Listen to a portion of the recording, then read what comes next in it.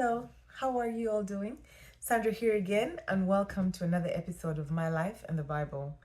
So, listen, the month of May here for us is a month of graduation, both college and high school. And I happen to know quite a bit of students that have graduated both from college and from high school. And while over the month of May, at different times, we have celebrated all of these outstanding students and are so proud of them because they have done so well, so excellent in everything that they did. I know each and every one of them personally, and I know that they put in so much work, so much hard work, consistency, showing up every day, not giving up. And they did extremely well, both academically and in every other aspect that led up to the graduation. So while we have celebrated them, I wanted us to highlight the parents.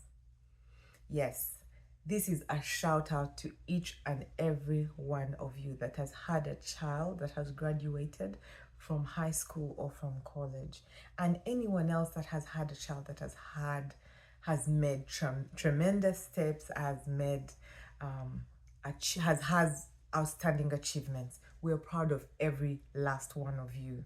Okay, and the reason why I want us to highlight the parents is that we sometimes think it's a given that as parents they should always know, they should always have a full sense of what to do. I'm sure this is not a news flash, but we all know that our children don't come with manuals, right? So we learn on the job. So every last one of us that has a child knows that you learn on the job. And because the Bible tells us that the children that we have are gifts from God, it stands to mean that it makes sense for us to go back to ask Him how to be able to raise them. Now, I bring this up because every one of those parents mentioned God every time, because I was asking all of them. I said, how did you do it? We're so proud of you, you've done an awesome job. And they were all saying, Sandra, it's God, it's the grace of God. And I found that very admirable because they acknowledged the sovereignty of God in their lives. They acknowledged the fact that without God they would not have been able to do it, which means they turned to God. Now, I say this to encourage each and every one of us that at whatever point your child is at, whether they're a toddler, whether they're in middle school, high school, elementary, whether they're in college, whether they're married, parenting never stops, right? I don't care how old your child is. You will always be a parent. You will always want the best for them and want to push them to do better. Now, because as parents, that is going to be our constant posture, I want to encourage us. I want us to take something from what the parents this whole month of May have taught me. Turning to God. Whether it is a small thing or a big thing, you turn to God. Because, the children are different, As parents, you know that your firstborn is not going to be like your secondborn, is not like your thirdborn. So you learn how to parent them differently. What works for one might not work for the other. But if you take it to God and say, listen, God, I need help. Show me how I need to be a better parent. How can I show up better for this child? What do they need? Sometimes some kids need more, others need less. Some of them are going to need extra encouragement. And as a parent, you quickly learn that, and you know that a little bit of encouragement makes them go further. So they're not asking you to hold their hand and walk them to class or do the homework with them. No, just the acknowledgement that I see you, I see what you're doing, I'm proud of you, you're doing well. If you need anything, let me know. Gives them the propelment to be able to do much more. And for another person, they're going to need you to sit down and break it down for them, or break it down with them, And we learn all of these things as parents if we stop long enough to talk to God. He will show us how to raise our children. Now, I wanted to read to us from the book of Isaiah chapter 30, and I'll read from verse 19 although I had just wanted to talk about 21, I decided to read a little bit more from 19. The book of Isaiah chapter 30 really tells us about having faith in God as opposed to using our own human strength, because our own human strength can only take us so far. Okay? And I mean, we've all done it and we know that it doesn't go too far. Eventually you will tire, eventually you will be lost, you will be confused, you will not know where to go. Okay, so Isaiah chapter 30 verse 19, and I will read from NLT. It says, "O people of Zion who live in Jerusalem, who you will weep no more. He will be gracious if you ask for help." I'll pause there for a second. If you ask for help, God is waiting for us to ask for help. Lord, show me what to do. I need your help. I don't understand what my child is studying in class, but they seem like they're struggling. Help me, Lord, so that I can help them. And that help will show up differently. God could give you the wisdom to find a tutor.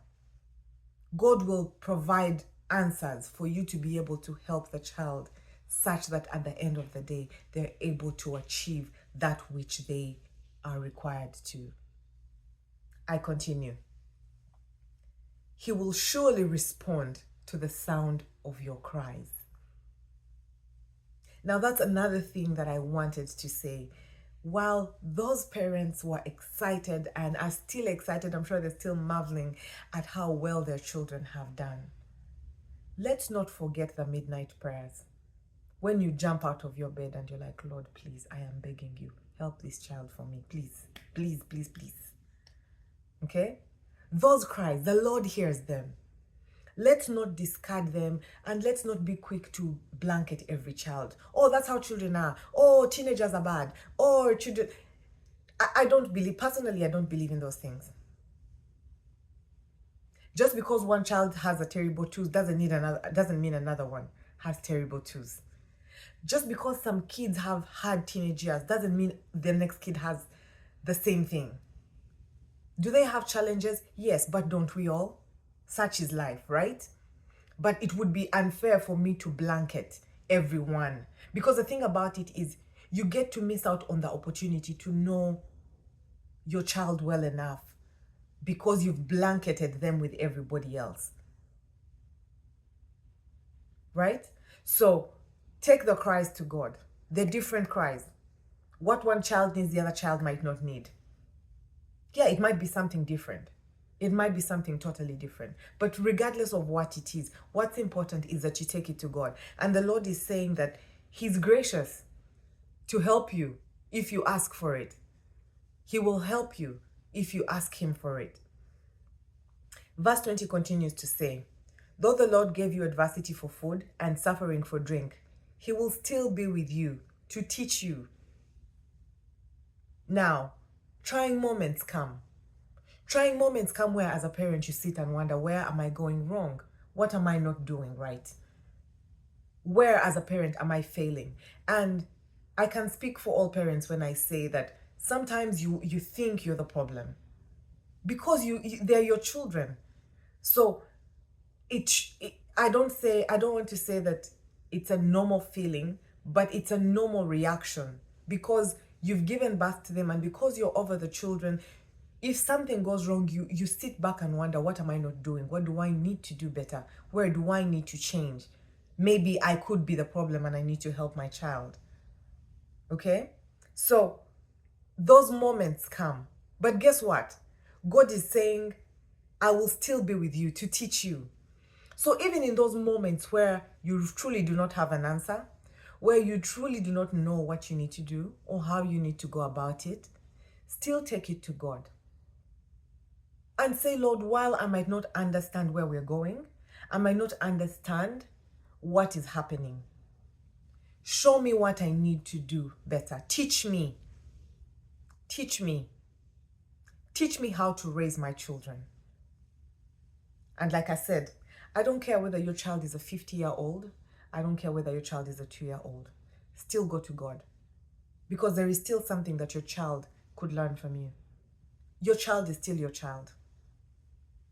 The thing about it is that no matter how old you are, your mom remains your mom. When you go home, all you want to do is that your mom is there. You want to feel the presence of your parent. It should matter, right?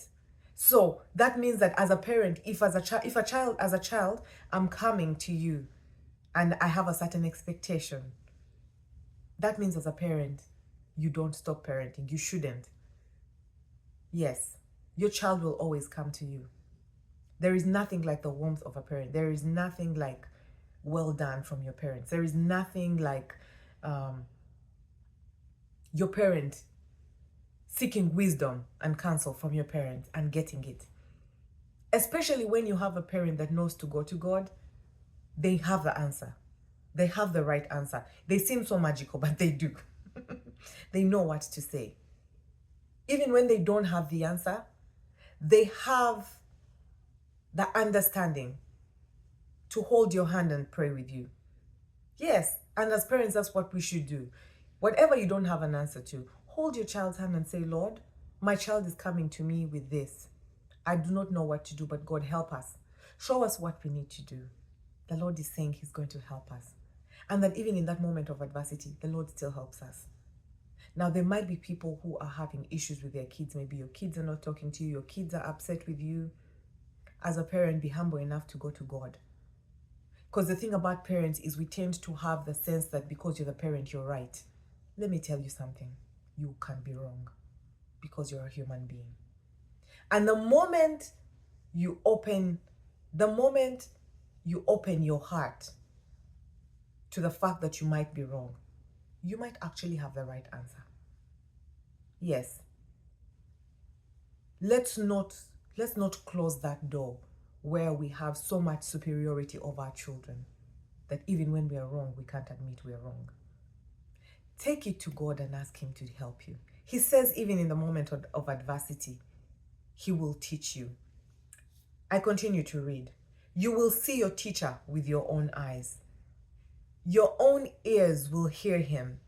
Right behind you, a voice will say, this is the way you should go, whether to the right or to the left. That's the part. When we go to God, He directs us. He gives us the prompts. He tells us to go to the left or to go to the right. He will give us direction. Because with your human strength, at some point, you really don't know if it is left, right, up or down. You don't know. You really don't know if you're coming or you're going. So why not take it to the one who knows which direction you should go in? And then trust Him. Because it's one thing to ask God, but then you don't trust Him. The utmost faith in the voice of God telling you to go left and right is what leads us to the success we are hoping that our children will achieve. Or anything for that matter. You take it to God. Take it to God. So I thought to encourage us with this Bible verse. And don't give up. Don't give up. Don't. No. I forbid you from giving up. Seriously. Trust in God. Go to Him. It doesn't matter how small it is. Take it to God. Don't take it to your neighbor. Take it to God. Because the thing about it is, you might take it to your neighbor and your neighbor discounts it as being small. Meanwhile, it's making you lose sleep. Take it to God and let God show you what to do. And then walk in it. He's saying that you will hear a voice behind you saying this is the way you should go, whether to the right or to the left. If we stay long in the presence of God, you will know whether it is right or left. Does my kid need to go to private school? Does my kid need to be in public school? Does my kid need tutoring? Does my kid need some additional classes or some additional one-on-one with a teacher? Do they need to cut back on certain activities, or can we do more? As a parent, am I available enough? Where can I be more available? Where can we have a moment to sit down and actually listen to what the children are going through? Because, you know, it doesn't even have to be as formal as a counseling session. No. Actually, if you stop long enough and listen, you hear it. The thing about it is, people speak, we just don't listen. When you listen to the conversations of people, they're actually, sometimes there's an outcry in there, but sometimes we don't hear it because we're competing to speak. Each of us has something to say. No. Sometimes it's not about what advice you have to give. Listen to them. It could be the most mundane conversations. They're telling you about their day. They're telling you about their friends. They're telling you about random stuff. Listen to it. It's in there. It's in there. It's in there. When they get comfortable with speaking to you, go to God and God will give you the wisdom on how to respond. Meaning our constant prayer on a daily basis is to ask God for wisdom. Ask for wisdom. Solomon asked for understanding so that wisdom can come from that. We ask the Lord for understanding so that the things we don't know how to do as parents, He gives it to us. And that produces the wisdom for us to walk in it. So I don't want to drag this out too long, but I know you all get the message. I know you all understand what I'm trying to say, right? I want to encourage each and every one of you. I don't care at what point your child is. I don't care what you're believing for as a parent. Because we're all at different points in our lives, our children are also at different stages. While you're believing for a child in middle school, someone else is believing for a child in high school. Someone else is believing for a child in elementary school. Someone else is believing for a child in college. Someone else is believing for their child that's done with all those academic phases and is believing for a marriage partner. Somebody is believing for their child to have a child so they can have a grandchild. Somebody is believing God for their child to get a job, to get a promotion. There's always something as a parent you're believing God for when it comes to your children. Take it to God and He will help you, because He's saying that He is gracious if you ask for the help. And He's also saying that even in the moment of adversity, He will still be there to teach you. He will be there to teach you. And then you will hear the voice in the back telling you which way to walk in, whether it is to the right or to the left. Whichever direction God is telling you to go with your child, believe Him and then walk in it. And then expect to see the blessings that the Lord has ahead for you. I love you all, and I hope this finds you and it blesses you. I hope it does what it's supposed to do with you and all your loved ones. Don't forget to share, to like, to subscribe, and hit the notification bell, okay? So that every time I send a video, you see it, it flashes on your screen, okay? I love you all, and until next time, bye-bye.